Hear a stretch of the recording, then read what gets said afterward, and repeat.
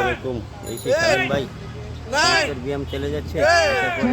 একটা আইটেম আমরা দেখছি শামীম ভাইয়ের ব্যায়াম আমরা দেখবো কি ধরনের ব্যায়াম, ব্যায়ামের উপকারিতা, শরীরকে নিয়ন্ত্রণ করে, ওজন কমায়, শরীরের রক্ত সঞ্চালন সঠিক রাখে, বর্জ্য পদার্থ দূর হয়ে যায়।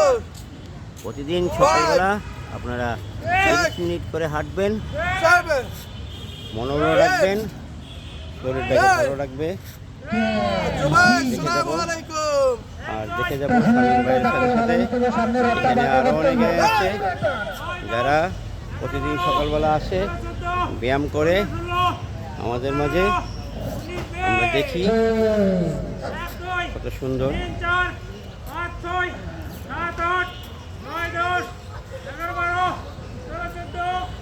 একের পরে এক ব্যায়াম। আসর ভাই, জাকারিয়া ভাই, এখন ব্যায়ামের সমাপ্তি হবে। আমরা ব্যায়াম করতে যাচ্ছি একটু পরে, ব্যায়ামের পরে মনোযোগ হবে। এই সেই জাকারিয়া ভাই, আমরা দেখছি জাকারিয়া ভাইকে। এখন একটু আল্লাহু আকবার, ব্যায়াম সমাপ্তি।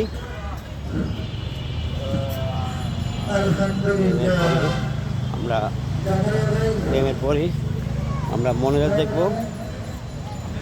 সেই মনোজাত আজকে পরিচালনা করবেন আমাদের কাজী ইদ্রিস ভাই, ব্যায়ামের পরিচালনা করবে। আমরা ব্যায়ামের পরেই এখানে মনোজাত হয়ে যায়। প্রতিদিন ব্যায়ামের পরে মনোজাত হয়, দোয়া হয়, আমরা দোয়ায় শরিক হই। একটু ব্যায়ামের শরিক হব।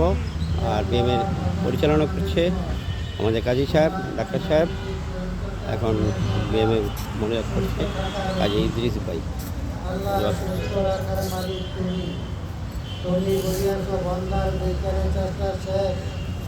আমার রহমত সেখান থেকে আরম্ভ হয়। আল্লাহ, আমরা চেষ্টা করেছি তোমার রহমতের দ্বারা তুমি আমাদেরকে সুস্থতা দান করো।